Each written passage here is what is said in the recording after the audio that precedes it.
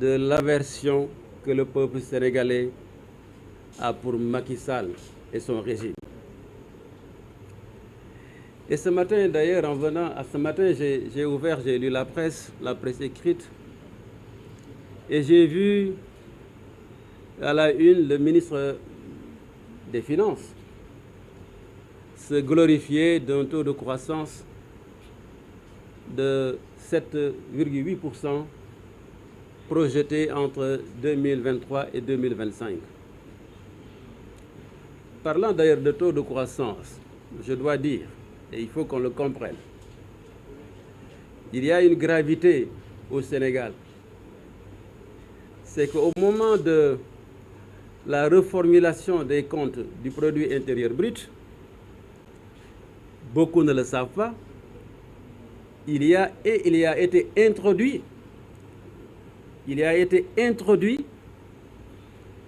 les activités des travailleurs du sexe,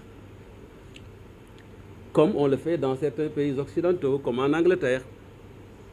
Ce qui veut dire quoi? C'est-à-dire qu'ils ramassent tout pour le mettre dans la formation du produit intérieur brut, pour ne pas respecter le ratio de la dette fixé par l'UEMOA, qui est de 110%. C'est pour cela que vous constatez qu'au début, quand ils sont arrivés au pouvoir, rapidement, ils avaient atteint un taux de croissance, un taux d'endettement qui s'approchait du ratio de l'UEMOA. Et aussitôt après, quand ils ont reformulé les comptes de la formation du produit intérieur brut, vous avez vu que le taux de croissance, le taux d'endettement a pris un recul par rapport au ratio de l'UEMOA. Mais je disais que le ministre des Finances ou le ministre du Budget se glorifie de cela. Mais ce qu'ils ne comprennent pas au Sénégal, c'est que vous avez beau avoir un taux de croissance économique, vous pouvez avoir 10%. Mais si à l'inverse, vous ne mesurez pas le taux de croissance de la démocratie, le premier paramètre, si vous ne mesurez pas le taux de satisfaction de la demande sociale, et que si ces taux, à l'inverse du taux de croissance économique, sont négatifs, vous ne pouvez pas faire de l'émergence, vous ne pouvez pas faire de progrès. Et c'est ce qui se passe au Sénégal. Le taux de croissance de la démocratie, la meilleure illustration, c'est ce dont nous sommes victimes aujourd'hui. On enfreint nos libertés et même de droits fondamentaux, le droit d'aller et de venir. Vous avez constaté que le président Ousmane Sonko a été bancarisé. Vous avez constaté que Barthélémy Dias a été bancarisé. Donc au Sénégal, le taux de croissance de la démocratie est drastiquement en baisse depuis que Macky Sall est au pouvoir. Vous y ajoutez la satisfaction, le taux de satisfaction de la demande sociale. Ce qui s'est passé hier, c'est la conjonction de ces deux dont j'ai parlé, manque de démocratie, déficit de satisfaction du taux de la satisfaction de la demande sociale. Autrement dit, que les Sénégalais, on me signale même que le taux de production industrielle a baissé de 6,1%, ce qui est extrêmement grave, et le taux d'inflation est de 2%, plus 2%. Alors ce qui s'est passé hier, c'est quoi? C'est que c'est la jonction de tout cela, le manque de liberté, mais l'insatisfaction de la demande sociale. Les Sénégalais veulent du pain, ils ne le trouvent pas, ou bien à un prix qui est en dehors de leur revenu. Ils veulent du riz, ils ne le trouvent pas, ou bien s'ils trouvent le riz, c'est hors de portée de leurs possibilités financières. Ils veulent de l'huile, ils n'en trouvent pas. D'ailleurs, même les arrêtés du ministre du Commerce, si vous l'avez constaté, ne peuvent même plus encadrer l'évolution des prix. C'est la catastrophe. Et tout cela réuni fait qu'il y a un échec du plan Sénégal émergent. moom la ma sama benn xarit di wax bu fekkee ne da nga def des infrastructures vous y mettez des milliards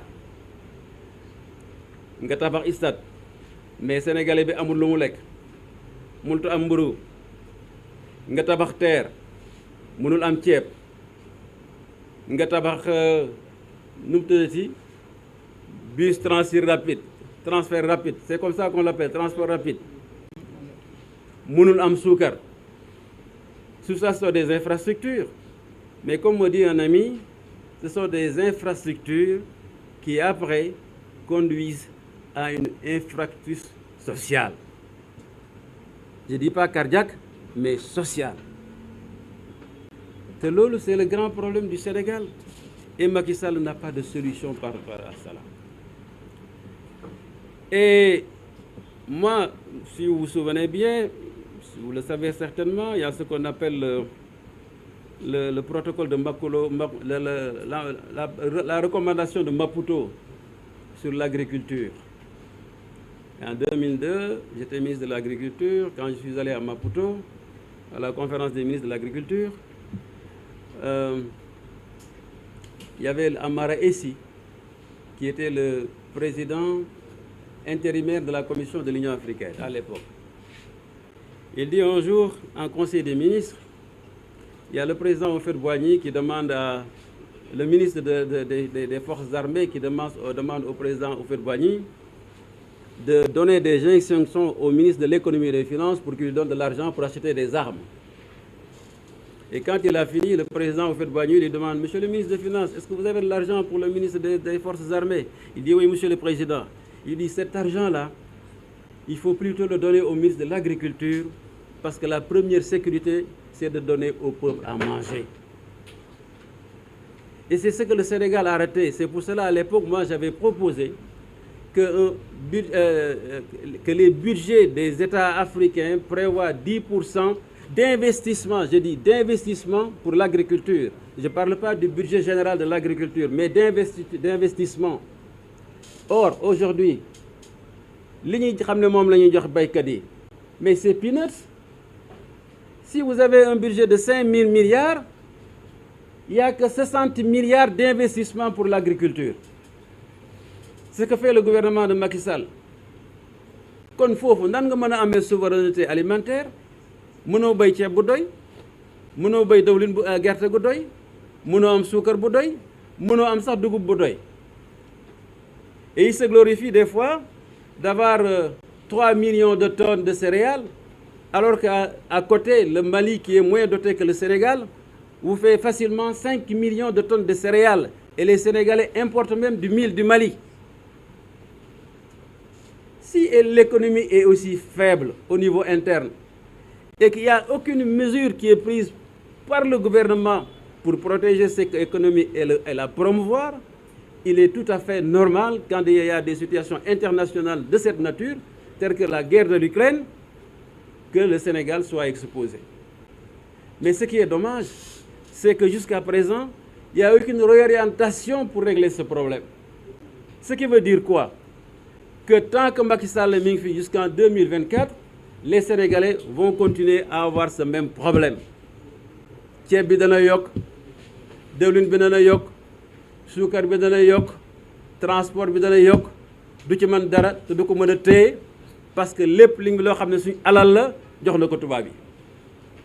Mooy TER, mooy BRT, etc. jox na ko Turquie, jox na ko tout ce qui est force extérieure au Sénégal. Donc foofu laa xam ne bëggoon naa ci wax tuuti askan wi li ci des ñu bay suñu xarit yi ñu mottali ko jërë ngeen jëf maa leen sant bu baax merci.